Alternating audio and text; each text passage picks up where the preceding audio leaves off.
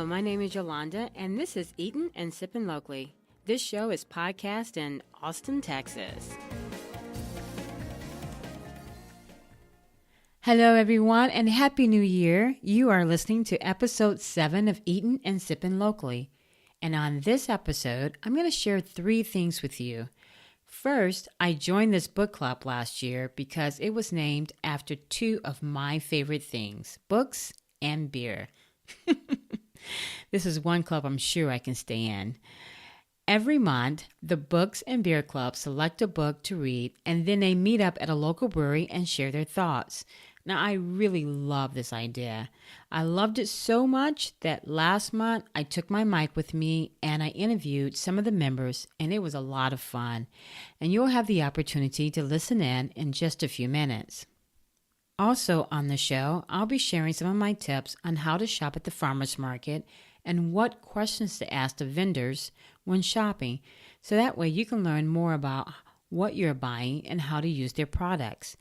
Because if you're anything like me, I love supporting the farmers and the vendors, and I end up buying so much stuff. But when I get home, I don't use half of it, and it ends up going to waste.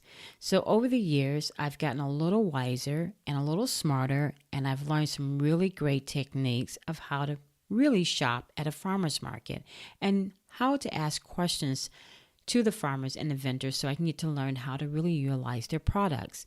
And so later on in the show, I'm going to share those techniques with you. Now, if you listened to my show last month, episode 6, I interviewed a fabulous Austin food blogger by the name of Dina Evans. And at the end of that interview, she recommended an app called Find Me Gluten Free. Well, I downloaded it and I used it for a whole month. I even used this app when I went to Costa Rica last month. So I am so excited to tell you about what I think about this app, and I'm going to let you know if it's worth your time to download it or not. So stay tuned for that review, and that's going to be kind of at the end of my show. So I hope you hang out with me for a little while, and I say let's get this show started.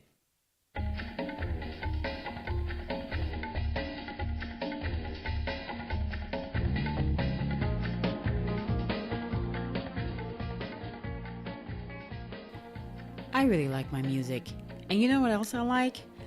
I love spending time in Austin because I work here and I love hanging out in the city. But I live in BUDA, Texas. Now for my out-of-town listeners, BUDA is about 15 miles southwest of downtown Austin. And on a good day, and I have to say again, on a good day with no traffic on I-35, it takes about only 30 minutes by car. I will be sharing a lot more about my little city because last year I attended so many great events, got to meet some incredible people, and I also became a member of the Friends of the BUDA Library. Thank you. The Friends of the BUDA Library is a nonprofit organization that supports the library by getting the community excited about what's happening at the library, and they do this by putting on some really great cool events. And one is called the Books and Beer Club. Now, how did I find out about this? I followed them on Instagram, of course. You know how much I love my Instagram. I was looking through my feed one day and I saw an event that Books and Beer was having, and it got my attention because the book of the month was a cookbook of your choice. You picked a recipe out of the book, make a dish, and then you bring it to the meetup. Now, I really love this idea because usually you read a book and then you get together and you talk about all these characters. But when you read a cookbook and make a dish and then you add your own story to it, you become the character, and it's more interesting to me than just reading the book because you get to try a dish and you get to hear a story, which I love, all while drinking local beer, which I'm a big fan of. Now let's talk a little bit about this local place that I like to go to. It is called Two Will. And when I first moved here in BUDA in 1999, this used to be a dry county. And so there was no liquor being sold here. But in 2017, the Two Will Brewery opened, and it has become a very popular place to hang out at. They have a really great beer called Race Point beer, which is 8% alcohol, and it's described as a hazy IPA New England style. Now on Wednesday, they have Roll the Dice Wednesdays, which determines which beer is $3. And on Thursday, well, Thursday is happy hour all day. So let's take a stroll inside the two-wheel and see what's going on with the books and beer club. Can you get the race point? No, maybe. How you doing? Pretty good. How are you? I'm doing really well. Hey! How are you? I'm doing great. You're the first one here, huh? I am. Usually I'm not. What's in the Trader Joe bag? Well, what I made from the cookbook that I got at the book sale last year. So I thought that was like a good connection. Nice. And I improvised and I used Marleen's salt from the farmer's Oh, market. yes. I love her salt. Yes, and then what I made, I did the vegan. Oh, and I brought my own plate.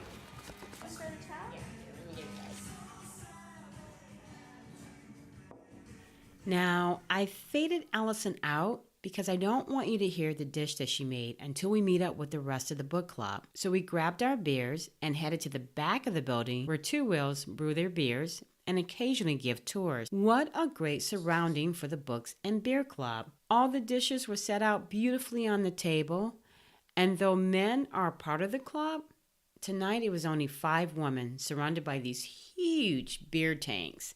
What a sight to see. Now, I know you're wondering what dish I brought. Well, I don't cook, but I didn't come empty-handed because you know I'm in the hospitality business. And I know that when you're invited somewhere, you definitely have to bring something. So I brought a side dish, a fork, a knife, my mic, and 5 questions I wanted them to share with us. I wanted them to tell us their name, the name of the cookbook, the recipe, and what page. Did they change any of the ingredients in the recipe? Then describe the dish to us and tell us the story behind it. We did a little meet and greet, and then we sat down to eat, and the first person up was Courtney. So my name is Courtney Allen, and the name of my cookbook is Eat Street, and I think it's based off of a TV show on Food Network. And I found this recipe on page 148. It's in their, I think, handheld section, so stuff you can walk around and eat because it's based off of a bunch of food trucks. I made some mac and cheese. It's called mac and cheese cones with bacon bling. I didn't use cones because, you know, we're not walking around. but the bacon bling is green apples, red onion, barbecue sauce, liquid smoke, and bacon. And then, of course, the mac and cheese is homemade with some, like, Asiago and American cheese. Let's see. I absolutely changed some ingredients. Well, probably mostly the measurements. I don't measure anything when I cook, ever. I'm definitely one of those people. Measuring cups just don't exist. And same with timers. I'm always like, I'll figure it out. My husband's like, set a timer. And I'm like, no, it's fine. It's done when it's done. So I guess I didn't really take away anything except the cone. But I chose this dish, well, one, because I was searching for something to cook after work, and this seemed the easiest. But a lot of my favorite family recipes aren't recipes. They're just like, you know, you throw stuff together and you've always known how to throw it together, and that's how it is. In fact, my favorite recipe is an ice cream roll for our birthdays. My grandmother used to make, and she had no idea how to even describe the measurements. So one day she and I sat together and we measured out everything so that we could write it down and I could continue it on. So, Oh, wow, that's pretty cool. yeah. It's really good. Okay. It's really creamy too. It is. It's very creamy. And how long does this take to make? It probably took me grand total 45-ish minutes, but I cooked stuff a little bit slower than I probably could have. You could probably speed it up a little bit, so it didn't take very long, especially for a big pot like that. Yeah, it looks beautiful too. It's a gorgeous presentation. Thank you. Invites you to dive in. Yes, indeed. And as Martha said, sin. Yes, it is very sinful. It is full of It is sin. very simple. Yeah. You know, yeah. Well, this is not a show about calories. It's all about enjoying good eats. Exactly. I made a tortellini soup with Italian sausage and spinach. Okay, tell us your name. My name is Rosalba, and I actually got this online from yellowblissroad.com. But I got it from, actually the idea was from my school librarian, because I'm always in the library. And I said, oh, I need to make a dish, but I don't know what to make. And she said, why don't you try a soup, a pasta soup? Okay, I'll do that. So point me to the cookbooks. And so then we couldn't find, because it's a middle school library, of course, so we couldn't really find the recipe I wanted, but she said, try a tortellini soup. I said, I will do that. But let me take this book. So I took a book so that I could just read up a little bit on pasta and such, which I just sort of flipped through, by the way. But she sent me the recipe, and there you go. Yeah. Mm-hmm. I like it. So let's try it. Well, I think everybody's tried it before. I have not tried it yet. I have not tried it. It is delicious. Believe me. It is delicious. So you got ground turkey, ground beef? No, what do you have it's in here? it is beef? actually Italian sausage. Mm-hmm. And I did change the recipe a little bit. Instead of the medium-sized onion, I just used green onions. Mm-hmm. Because when I chop the onions, they always make me cry, and that's so uncomfortable. And then it called for a packaged refrigerated tortellini, but I couldn't find any, so I just bought the regular one. Okay. The one that you have to cook. I didn't add the fresh grated Parmesan cheese, but I think it turned out okay. I think it did too. It did. Someone gave me a tip about chopping onions. And they said the reason why we cry, and this is from Tipping Tip, it is family owned. And they have about 4 or 5 cottages out there that you can stay, and they do breakfast only on the weekend. And I took a cooking class there, and Karen, who is a good friend of mine, who had the class, and she said the reason why we cry when we chop onions is because our knives are not sharpened. Really? Oh, I need to sharpen my knife. I did put it to the test. And you don't cry when your knife is sharpened. No. Isn't that something? That is. I'm wearing swimming goggles.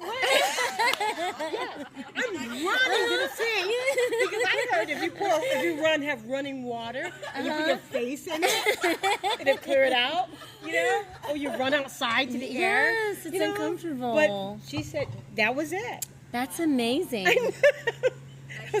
Exactly. That's the trick. That's the trick. That's the trick. Yes. Yes. So we're moving on. Okay. I'm Martha, and I chose a cookbook because my daughter-in-law was one of the authors of the cookbook. Oh, wow. And it's called Spice Chicks of Drippin'. It's fit for a cowgirl, best of Texas Hill Country cooking. And she started out with a blog with these 2 friends. And they ended up taking those recipes and making a book out of them. Wow. And the recipe I chose was on page 9, and it's chocolate chip cream muffins. And the reason I chose that is I figured everybody here would have dinner, but I wanted to have breakfast. Yes. And so that they could take them home. There's nothing low calorie about this. My daughter-in-law came up with it because my granddaughter loves chocolate, just like her mother. And so it has chocolate chips in it. It has whipping cream. They're really good when they're warmed. It's brown sugar, self-rising flour, butter.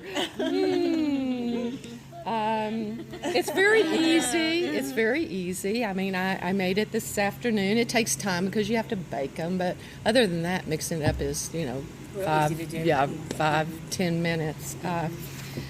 But Did you change any of the ingredients in it? You know, the only thing I changed is I didn't have sea salt. So I put regular salt in it. I had coarse sea salt, and I didn't know if that would work. Oh, yeah, so that's I a put, different taste in it. yeah, so that could make a difference in Yeah. how it tastes. But that's really, all I changed about it. There's many recipes in the book that I've had. I'll recommend one, and it's actually on page 32. And Sarah Albini did this one. It's called Smoked Poblano Gouda Soup. Oh, It's awesome. It is so good, but I couldn't get that together today. but it A feature That's pot. right. a sequel. Oh, awesome! But that one I'd really recommend. But it was fun. It's a short little book, but they had a good time putting it together. I like the muffins because you've got these big chunks of chocolate chips. Yes. Which is so nice in them. Thank How did you. you keep them to be so chunky without melting into the muffin? It's just because they're big and you don't cook them very long. It's 15 minutes and they just didn't melt. I think that Becky actually used the mini ones. Her daughter helped me cook it. My granddaughter helped me mix it up today. So she says, Mom always uses the minis. Well, I said, and the ones that are there gluten-free kinds of things that she did? That's what she did, the vegan ones, and I didn't do that. No, not mine. But her, no. Okay. But her mom does the vegan ones. Yeah. So But doesn't dark chocolate have an antioxidant? I mean, aren't these healthy? yes. Yes. Yeah. I don't really think about the healthy stuff too much. I'm sorry. Well, that's good. Especially you can't do that with dessert. Well, it is. That's true. Yeah. Well, and they're bite-sized, so. And that one makes it really good too. So that crunchiness is the brown sugar. There's actually raw sugar on the top of them, and that makes the crunchiness. that's the crunchiness. Ooh, Yes. Nice. Yeah. Nice. You know what I discovered? And listen, I am not a cook because I really hate to cook, but I really love to eat. I really found the difference in the salt. Like you put regular salt because Yeah. you didn't have the sea salt, right? Was it the sea salt? You were Well, talking yeah, about, I didn't. right? I just had the coarse sea salt, and I. Salt difference in It salt does. really changed the effect of your food. You have not noticed? Have anybody noticed that? Besides That's why I me? use the red beard salt. Yeah. Yes. It really makes a difference. And I'm sure that if we had the sea salt, it would make a lot It of difference would too. if I had it. But I'm just saying, it's It does. Really, There's a reason they put it in there. Yes. Because we sometimes we alter recipes and we go That won't make any that won't make difference. any difference because we have not tried the difference. I think that's what it is. It makes it different from everybody else's chocolate chip true. muffins or something. We're moving on to this beautiful woman here. Tell us your name. Hi, my name is Cecilia, and I do not cook, but I love a good charcuterie plate. So this one was inspired by also online kitchenswagger.com, and I kind of, when I looked up like charcuterie inspiration, I just like their writing, like their storytelling. I think part of I have cookbooks at home, which I've never used. I have the beautiful Mexico cookbook. Cookbooks that have. I think we can all vouch You for that, know, right? but- and We all then- have cookbooks we don't use. Yes, but they. I'm very visual and I love stories. I'm a reader, so they're beautiful books. The photography that I've never cooked anything, but so the blog got my attention when I was doing the search because the writing just drew me in. Ooh, So I love I that. bookmarked it because I really want to go back and hear, how these people are so passionate about food. Yes. And so that was where my inspiration came from. Yeah, I love story. I mean, that's why I bought all my cookbooks because they had stories in based them. on them Yes. of why they did something special. But your husband prepared this. Yes, did he my not? significant other prepared this. I said, I need a charcuterie plate. Can you, whip something up? I bookmarked the page. He looked at it. He said, "Oh, we're gonna need a big wooden block, I said, "Can you spread it out, do some designs?" And then he said, "Yeah, do you have this humongous wooden block?" And I was like, "No, but I also really just want to use my Mexican plateware." Yes. So he's like, "It's too squashed." I said, "Just work with it. So he did.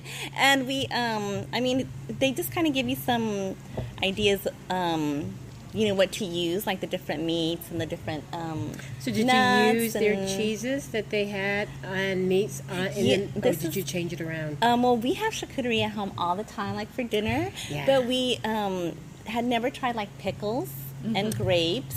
I know we like mushrooms. We like asparagus. We like artichoke. Do you do the HEB where they have all the olives yes, and stuff and like that that? kind of stuff. So it was kind of different to use like the cranberries and the grapes and the like that was totally, and the pickles were huge for us. I don't know why we had never thought about that. We never do crackers. We always do bread. So like having crackers. The recipe, they were all about the jam. We don't usually do jam. You had fig jam. Yes, but which I is love such a beautiful taste to it. Yes. Very good. Yes. I love that. So I think the sweet part, we always do like a more like a savory, and so this had more like with the fruits and the jam. The pickles were totally like, why had we never thought about these tiny? I'm so surprised like too. these little petite pickles. We didn't even know where to find them. We're like, They're sweet. they're Are they sweet? no, they're kosher. they're like Cornish hens. Yes, that's what it Cornish hen pickles. Yeah. Yeah, we because could they use got. that. You know what else good to use on that? Like cashews. Yes. All kinds of nuts. Yes. That The salt and salty. sweetness to it. And Texas olive company, yes, has some really beautiful vinaigrettes. And they're at the farmer's market. And they're at the farmer's. really? Yes, They're at the beauty they're farmer's at the. market. Yes, I just bought a lemon oil. It's really good. It's on Fit And you can taste them all. Yes. Taste them all. You come to the farmer's market on Sunday. It's a lovely I'm a place witness. to I go. have tried them all. I need to Speaking do of pickles, that. the lady who makes the salt, that's Redbeard. Marleen from Redbeard Brothers, Yes. makes the most amazing pickles. Oh, they are so good. They're coming fresh out of her garden. She and grows she the cucumber. grows the yes. And she pickles the day she picks the cucumber. Sure but my does. favorite thing is I've never seen this anywhere else. She does mustard pickles. Oh, Yeah. what's that? I've tried. I've Yeah. never had a mustard pickle. What is it? The pickles, they're either sliced or relished in her brine with mustard. Oh. And so the jar has like this beautiful yellow tint to it. Oh yeah. It's Yeah. Delicious. Yeah, yeah, and to try you need that. to definitely follow her on Instagram We because will. she has Every Wednesday she comes out with a new a recipe. Wicked Wednesday. Uh-huh. A Wicked Wednesday. She recipe. comes out with a Yes. recipe. She had this really great recipe of pickle pizza. I know. You would never. She was even like. She said, "Don't knock it. You gotta try it." She puts it on the table, It's and they're perfect like, for kids to just pickle pizza, but it's just she's "They're really incredible." Oh, wow. Yeah, the She pickle is good. pizza. Yeah. Pickled. good. I'm gonna make it and then I'm gonna post it. I love all these tips. I know. How to elevate your dishes. Exactly. Especially all the local. I Yes. love Yes. that. I went to the farmer's market today, but I needed to have you with me to tell me these are all the good. The one. Oh, which one? The one on Sunday. It's Oh, at the BUDA Farmers The Market. BUDA. I went to that, and I just needed to have somebody to introduce Yeah. me. I wasn't there this. See, we all need a few good techniques on how to shop at a farmer's market. So stay tuned and listen to my tips. But for now, we have one more dish and one more story to tell. So listen in. You want to share your dish with us? Sure. My name is Allison Teagarden, and I used the book Go Dairy Free. And this book is special to me and tonight because I bought this book last year at the Friends of the BUDA Library book club or book sale. Yes.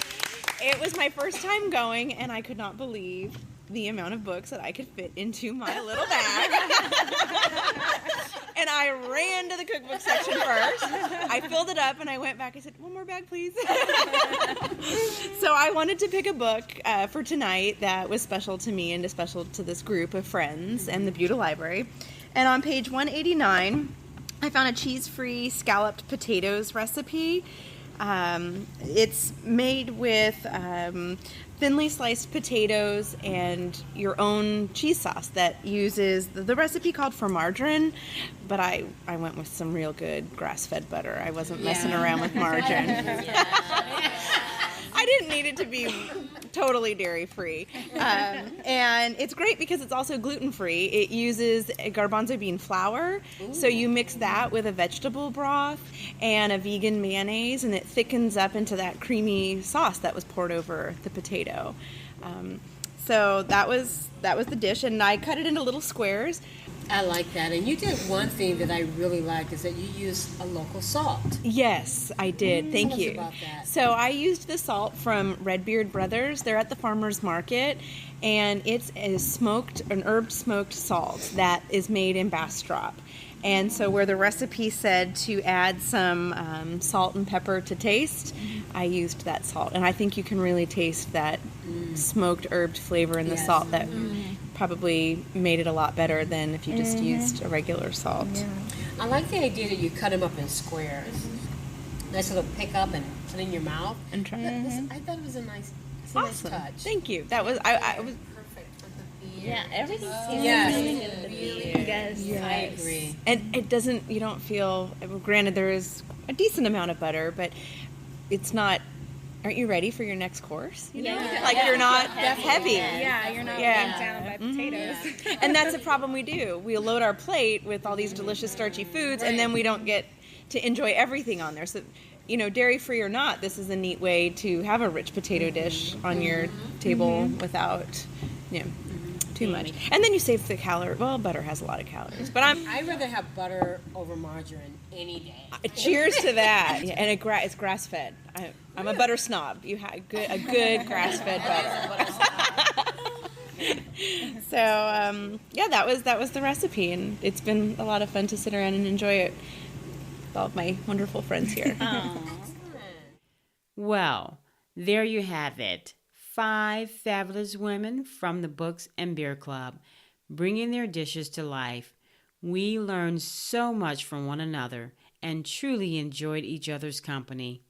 I am very happy to be a member of the club, and I am glad that I was able to share this event with you all. So if you want to know more about the Books and Beer Club, or if you want to get involved, like I have, with the Friends of the BUDA Library, you can find all that information right in my show notes.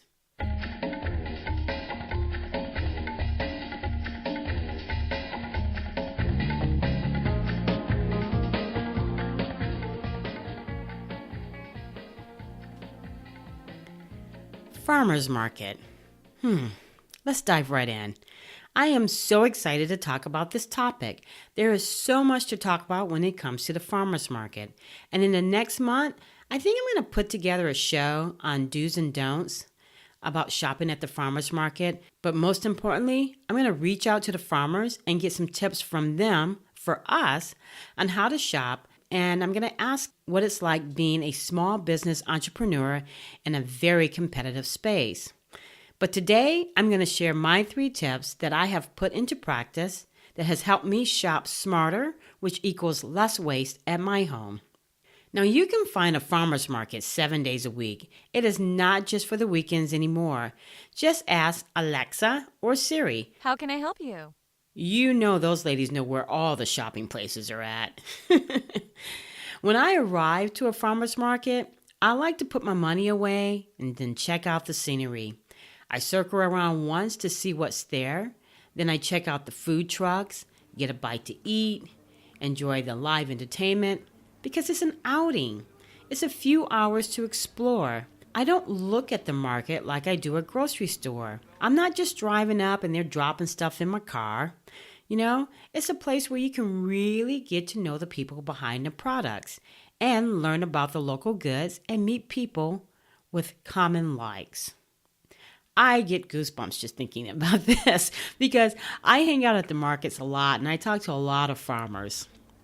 Now, after I enjoy a quick bite, I never shop on an empty stomach, rule of thumb for me. I circle back around, and then the second thing I do is I approach the people who are selling and I try their samples. Now, let me tell you a little bit about this. Samples are a good thing. You are not obligated to buy if you try someone's sample. It's a good way to taste before you buy. What a great idea. It's just like the grocery store. You know you're not obligated to buy, but try it. And if you don't like it, keep walking. But when I'm interested in a product, then that's when I pull out the 4 W's.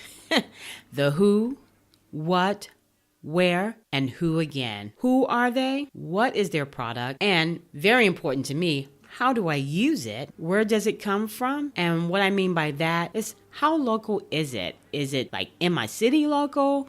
Exactly where is it coming from? The last who asks that I'm buying from, who's their favorite vendor or farmer at the market? And who is it that I should not miss out on? Because those farmers and vendors are there every week. They know who is who. They know what the best products are because they shop there too. So it's great to get a recommendation from somebody that you're buying from. I also find out, which this has happened to me quite a few times, I really like a vendor or a farmer, and then I go back and then they're gone because for some reason that they couldn't be at that market or they had to do another market, but they're not there anymore. And that will kind of ruin my third tip when they're not there. It's because when I do go back, I take a farmer's market grocery list. Yes, you need a grocery list to go shopping at the farmer's market. It really helps you plan out your meals for the week, and it cuts down the waste and save you money.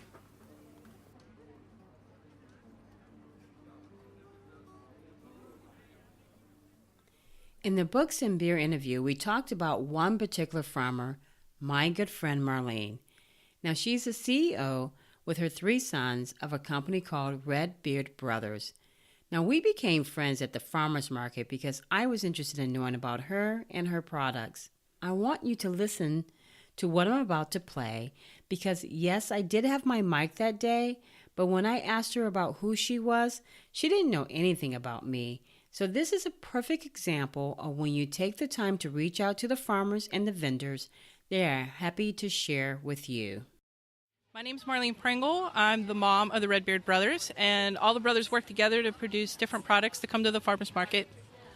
So all 3 of my boys have red beards, and it was a little nerve-wracking when the youngest was 17 because he hadn't had a beard yet. But he did have very long red hair. He grows his hair to donate. And so I had high hopes that he would have a red beard. Luckily, he did. And so now all the boys have red beards, and I tell them they can't shave because it's our mascot. And so tell me exactly what you sell. I grow cucumbers and I make my pickles. My son has a commercial kitchen, so I get to use his kitchen for that. He has baked goods. He has brownies and banana breads and pumpkin breads. He experiments with different things to bring sometimes. We also have smoked salts that we just started this year. Some of our salts also have our dried herbs in them that we grow in our garden. The smoked salts are really awesome to give you kind of a barbecue taste without having to be on the grill. Really good on eggs, great on sliced tomatoes, really good on sandwiches. Potato salad is amazing with it. And you don't need that much salt, do you? Just a little bit. And the nice thing about this is it has 2 types of salt. Orsa salt has all the minerals left intact from the ancient seabeds. It's just pulled out, not refined. So it's not just sodium. Sodium alone is bad for us. But when you have all the minerals in the salt, it keeps everything balanced. So it actually keeps your body balanced. Really helps on these hot days. Thanks, Marleen. Now be sure to follow her on Instagram at Red Beard Brothers. You can meet her and her sons at the BUDA Farmers Market every Sunday from 10 to 2 p.m. And I suggest that you check out her Wicked Wednesdays on her IG page for some delicious recipes. Now let's move right into my app of the month. Episode 6, I interviewed Dina Evans, and I asked her to suggest one of her favorite apps. Okay, so Find Me Gluten Free is an awesome app, and it pulls up all kinds of gluten-free restaurants in your area. And then they have like ones that are dedicated gluten-free, like so it's 100% safe for people with celiac, and then they have gluten-free friendly, and you can sort it out. It's a really good resource, especially if you're traveling. Okay, so I tried this app, Find Me Gluten Free, for a month, and let me tell you, it is pretty incredible. It is so easy to use. I recommended this app to my guests at work, my neighbor, my friends. I even used this app when I went to Costa Rica last month.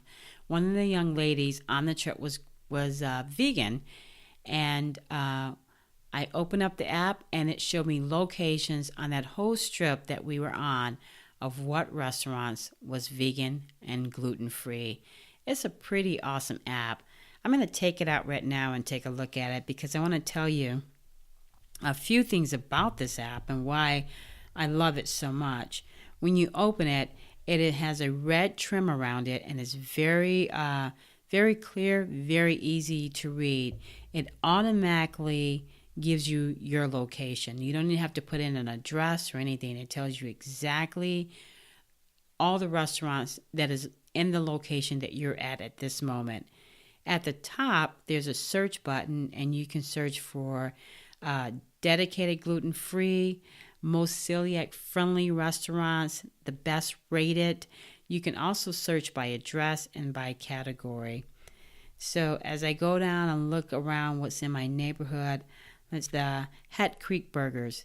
Now, it tells me the rating. It tells me if it's expensive or not, the address, and then it tells me that it has a dedicated fryer for chicken fingers and nuggets.